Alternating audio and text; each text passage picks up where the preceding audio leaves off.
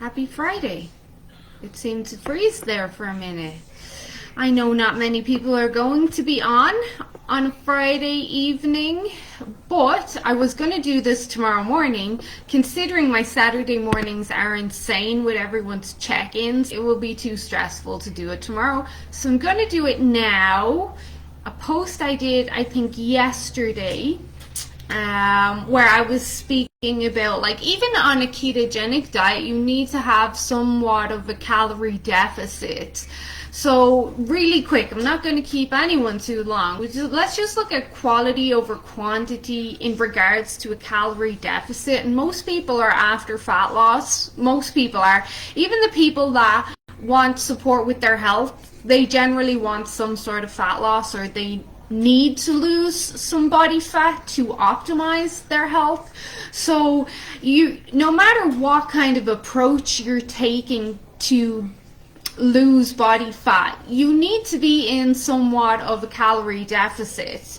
And you just do, even if you're doing keto, so a high fat diet. And this is where there seems to be a blurred kind of line or understanding with a lot of people, especially around keto, and especially with the keto treats and all these easy to grab keto snacks and stuff.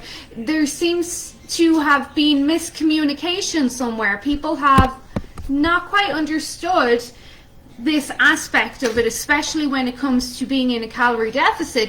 Even if you're doing a high fat ketogenic diet, it's not a magic bullet. You still have to be in some sort of a calorie deficit. So the energy that your body expends on a daily basis, it still needs to be lower than the energy it stores. And when I say stores, that doesn't just mean body fat, because you may not store any energy in your body fat. You can store in your muscle. Your muscles store glycogen and fat, and then of course your liver and your brain uses up a lot of energy too and stores some fat there as well. But regardless of what approach you're using, you need to have some sort of energy deficit. So whether or not you get that deficit from exercise or extra movement or burning more energy or consuming more energy, there still needs to be a deficit. There does. And that deficit can even come from eating highly thermogenic foods, so foods that increase your metabolism and take a lot of energy for you to digest and process them. That will cause an energy deficit as well. So there's multiple ways you can get an energy deficit, but you still need to have one if fat loss is your goal, no matter what you're doing. But I especially am pointing this out with the ketogenic diet, because I get the feeling that a lot of people think that, well, ketogenic is a magic bullet. Like, if I eat high fat, I'm only going to burn fat, and I'm just burning loads of fat. But fat is very calorie dense as well. So if you overconsume on that energy and you don't use the energy, you're going to store the energy regardless if it's a ketogenic diet or not. And these ketogenic, like, treats and easy to go kind of grab processed snacks and stuff, they're a terrible idea. They're the reason why a lot of people who try a ketogenic now don't see the results and they give up. Like, your ketogenic diet should be pretty much whole foods, not processed ketogenic balls and bags of snacks and stuff. Like, that's just insane. So you do need to have that energy deficit. And then when you look at quality, this comes up as well. Is like, well, it's quality over quantity, and energy calories don't matter, and blah blah blah. Everything matters. Everything matters. It does. When you look at quality over quantity, in regards to quantity and the energy deficit I just spoke of, that doesn't mean that you eat chicken breast and romaine lettuce or iceberg lettuce all day every day, or chicken and broccoli and rice all day every day, because then you could be in a calorie deficit from your food, but still not see any results because you will be macronutrient deficient, and then your thyroid and your mitochondria and like pretty much everything that runs your metabolism will be deficient, and that will slow down your metabolism. So you could be eating 500 calories a day of iceberg lettuce and chicken and still be gaining weight or not losing weight, because then you don't have the quality of food there. You don't have the micronutrients, you don't have the polyphenols, you don't have all your like modbiotics and genetic activators, and like you just don't have everything your body needs to actually run a body, like run a metabolism.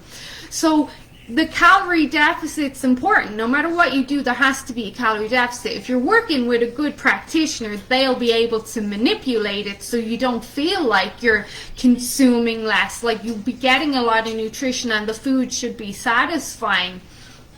Or you can go for that calorie or energy deficit by adding in extra exercise into your day. So maybe like your baseline for nutrition is 1400 calories a day. Hypothetically, if you were exercising, so if you ate 1400 calories a day, but you exercised and burned 500 calories, maybe from exercise, gardening, housework, walking, like just stuff you do, just moving, then even though you ate 1400 calories, you're in a deficit because you had burned 500 calories through whatever activity you did.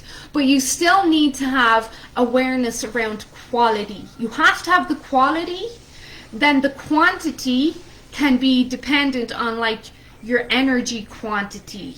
Having that deficit for fat loss is important no matter what you do. But like I said, what spurred me on to this was just talking to someone about a ketogenic diet and thinking about it. And even if you're eating a lot of fat, if your goal is to lose so many pounds, you need to have the energy deficit even on a ketogenic diet. You just do. Otherwise, you're going to store the excess energy, and you will. And this is why some people struggle with ketogenic diets, because a lot of the information out there is really eat as much fat as you want. And that's not how it works, because a lot of people eat a lot of fat and they don't move a lot, and then the ketogenic diet doesn't work. And then here we have another story of, oh, I tried that and it didn't work for me, so it's another fad. I don't know if it's a fad or not. I believe it has its place, but you see what I'm saying? It's another story of someone saying, I tried this, but it didn't work for me because the understanding wasn't there. So that's it. Straight to the point. Don't want to keep anyone too long on a Friday evening. I hope that makes sense. If it doesn't make sense, ask me a question below and I'll respond to it. But regardless, if you want fat loss, there has to be an energy deficit regardless of what you're doing, but you can't compromise on quality and those micronutrients, because that's what your metabolism depends on. Okay? Have a great Friday, everyone. Bye.